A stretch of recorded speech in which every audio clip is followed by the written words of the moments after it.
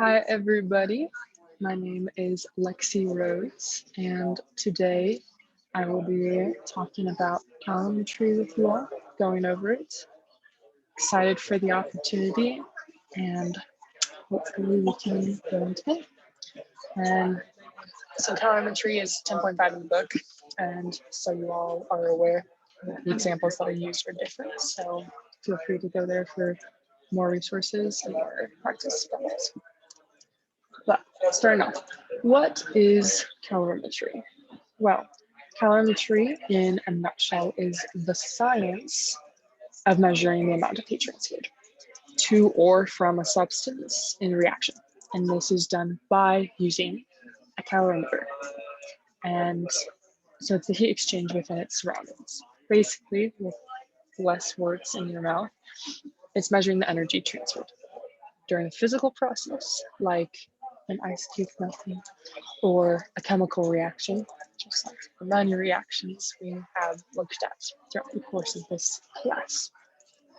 So it means in simpler terms, so the way that I like to remember it is the calorie part is the energy, and then metry is to measure. So just measuring energy. And this is measuring calories. We know that calories is a form of energy, and that's why when we look at a package of food, it says amount of calories, that's how much energy we are giving our body through that food. So just the everyday life applicable things that we can get from calorimetry.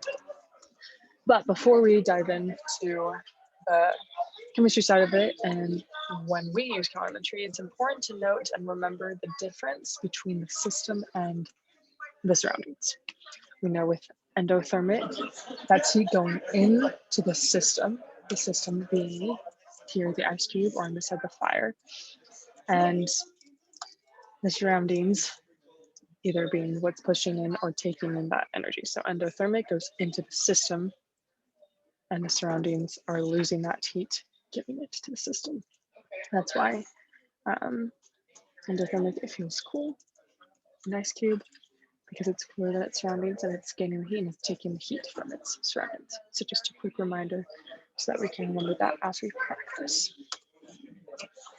Okay, and so when we are solving for calorimetry, when we're solving for the heat of a calorimeter, the heat of a reaction, we do this by the assumption that the heat going into the system is equal and opposite to the heat coming out of the surroundings. So the heat of the reaction is equal and opposite to the calorimeter, because the calorimeter will be the surroundings for whatever reaction we are finding the heat for. And because we know that heat and enthalpy is calculated with MCAT, we do that as well here. We keep that opposite too when we are solving for the heat of a reaction. The MCAT is negative because it's equal to the opposite of the heat of the calorimeter. And so here we have a coffee cup calorimeter. This is one of the first types. This is the first type of calorimeter we're going over. And it's called a coffee cup calorimeter because, as we can see, it's often used with just styrofoam coffee cups because they're good insulators. And so the key with a coffee cup calorimeter and what distinguishes it is its constant pressure. Its pressure will be just that of the air, 1 atm, and it stays the same, which is really great for determining enthalpy reactions, the change in enthalpy, because that change in pressure is 0, therefore it just equals heat. And this is especially good for aqueous solutions.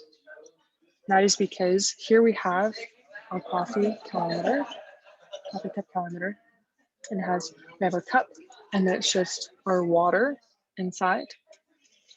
And the aqueous solution is so good because we just add whatever we're trying to find a heat change for, then enthalpy reaction for, it just dissolves into the liquid.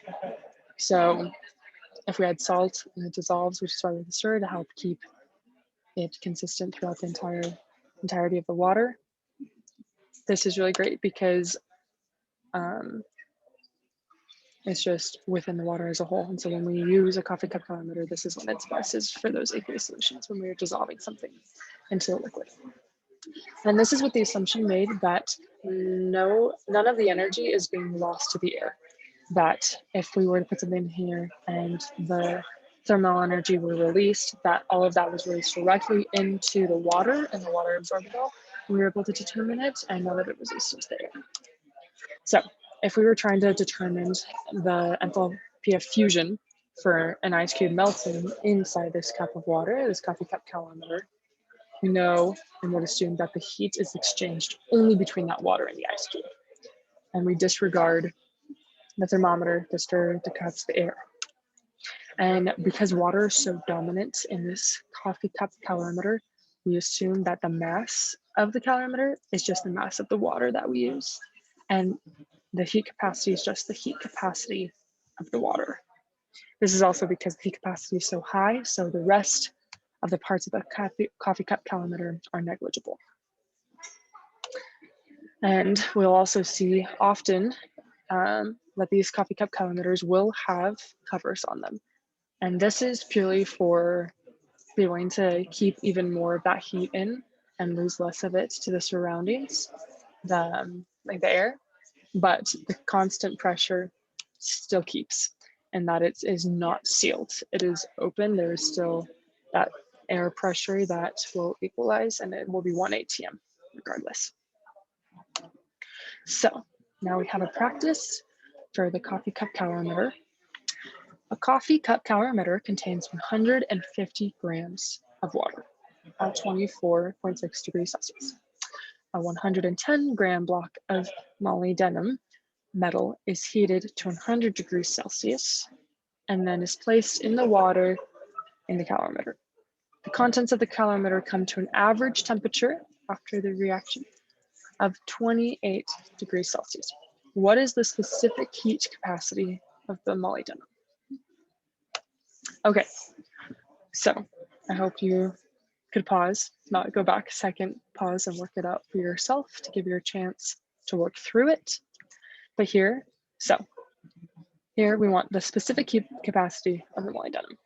And so first we can find for the change in enthalpy or the change in heat that is happening. And we do this by using what we know about the calorimeter. So we know its change in enthalpy is MCAT. We're going to use the mass of the calorimeter, disregarding the mass of the molybdenum. And then the heat capacity will be that, again, of just the water, like we said previously, which is 4.14 that we know, with the final initial temperatures of 28 and 24.6 degrees Celsius.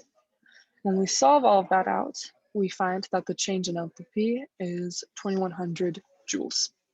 So that is how much change of heat and energy there is within this calorimeter reaction, but it's asking for the specific heat capacity of the molybdenum. So then what we need to do is find that amount of energy for 110 grams.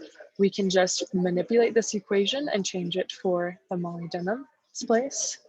So we have the heat capacity of the molybdenum being equal to that change in enthalpy that we found over the mass of the molybdenum and then the change in temperature. And so we set it equal to the negative amount of joules because the heat is being released, and we put it over the 110 grams that we have. The change in temperature is negative 72 degrees because we know that this metal is heated to 100 Celsius, so that's our initial temperature. And then our 28 grams is our final for both, the average temperature for both. So 28 minus 100 is where we get that degrees Celsius. And again, it's negative here because when we look back, the heat of the reaction is equal to the negative heat of the calorimeter. So we switch the sign because of the heat being released in which direction that's changing. So as great as coffee cup calorimeters are, they're not as accurate or as useful as bulb calorimeters. And so they're more accurate when we are looking for the change in heats. And this is partly because there's less room for that heat to escape. So the heat that if we look at this calorimeter here, then we have the solution, or we have the substance and the combustion happening in an air space. It is in air rather than directly in the water, and it is sealed. And so that's something that's very important, is that there's a constant volume. The coffee cup calorimeter is constant pressure, with bomb calorimeter, constant volume. And we can find the heat capacity. So because it is not just regarding the water, we can't just use the mass of the water and the specific heat capacity of water, 4.84, but we use it as a whole by combusting something inside of the calorimeter that we already know the heat capacity of. This also changes. The units is often they'll be given as joules per Celsius rather than joules per gram Celsius. And we'll look at that later in the lack of need for knowing the amount of grams that are in a calorimeter, but just having that heat capacity of the calorimeter given or solved for. And so because it's volume, it doesn't have a constant pressure. Technically, it would be the change in energy and not so much as the change in enthalpy, though, because work can be done, though it is often very minimal. Okay, so now that we know, I will look back for a second. I want to look at the difference in the bomb calorimeter and the coffee calorimeter. So if we look here, we have the stirrer the same, we have the thermometer the same. This, we have ignition wires to be able to heat up, and this is what causes the reaction in here that allows the thermometry to go out, and then that'll heat up the water around it, the stirrer helping disperse that energy equally to get an accurate read. And so pretty much the difference, the biggest difference would be that it is sealed and that is in an open air space. Okay, so now we have a practice. This is what most of our practices have been in our problem sets and any problems that were really given for class. Usually they will be with bomb calorimeters and not the coffee calorimeters. And that also just shows us how useful and how much more common it is to use the bomb calorimeter in solving for change in energy. So here we have the problem. 3.36 grams of ethanol, C2H5OH, is burned in a bomb calorimeter with a heat capacity of 2.3 kilojoules per degree Celsius. The temperature of the calorimeter increases from 12.1 degrees Celsius to 55.5 degrees Celsius. Calculate the energy of combustion per mole. So we're looking for energy per mole. So you can pause and have a chance to solve that for yourself. Just unpause when you're ready. Okay, so now we can walk through it. So first of all, looking back, we know that it'll equal an opposite. The heat of the reaction is the negative MCAT of the calorimeter. So like we said before, there's no units of mass needed. They don't give us any for the calorimeter, and we don't need them because they gave it to us in joules, kilojoules per degree Celsius. Okay, so we just can disregard that, which makes it easier, in my opinion. And here we are. So we put it in. It's just the 2.3 kilojoules per degree Celsius times the change in temperature, initial minus final, which is 99.82 kilojoules. Now the negative, I moved down here, but just looking at just the change in energy overall here. But it's asking for the energy per mole. So we need to figure out how many moles of ethanol that we have. So we find the molar mass, and we do this by taking the amount of grams that we have and doing our usual conversions that we are very used to. And then 1 mole, the ethanol has, on top, the mass is 46.086 grams. So then we find out that this is how many moles we have. Is 0.0729 moles. And so it's easy to figure out now. We have the kilojoules and we have the moles. Just divide that negative kilojoules that we found by the moles, and we know that the energy of combustion per mole is negative 1,370 kilojoules per mole. And I can't ask for questions, so we will continue. This is another practice for you all. The flavor of these, also pardon if I say any of these elements and compounds wrong as well, is due to anethol, a compound with the molecular formula of C10H12. Combustion of 1 mole of anethol produces 5,541 kilojoules of thermal energy. If 0.95 grams of anethol is combusted in the bomb calorimeter, whose heat capacity is 7.854 kilojoules per degree Celsius, again, no grams given, they want calorimeters, what is the change in temperature of the calorimeter?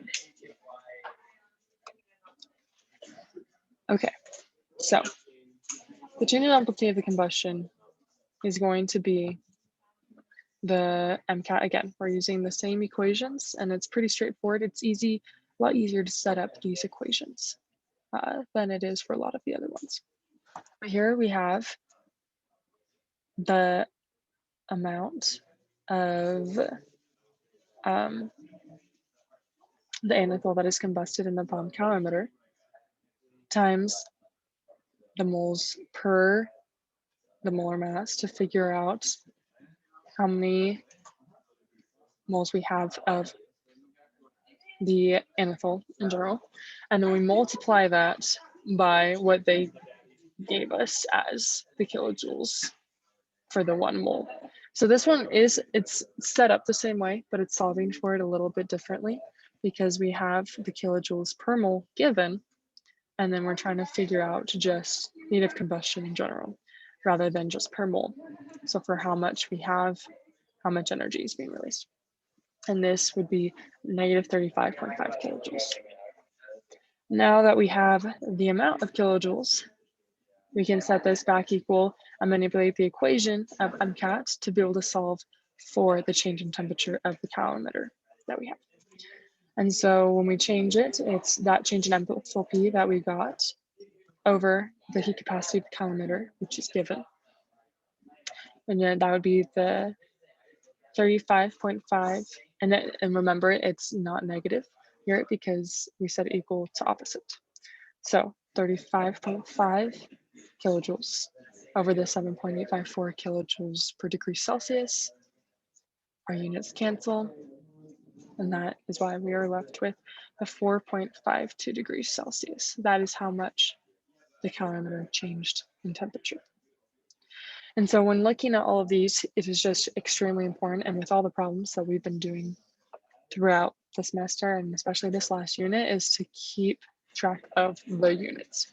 It'll help us and be able to differentiate between the difference between a coffee cup calorimeter, which will use that specific heat capacity because it is using water as the primary source of calculating it, and then versus the bomb calorimeter, we don't need the mass. And so always pay attention to those units. Calorimetry is basically just an extension of enthalpy and solving for the change in heat. And so don't overthink it, but I know we will all do really well. And thank you so much for participating with me. And have a great time. Do well on the final. We all got this.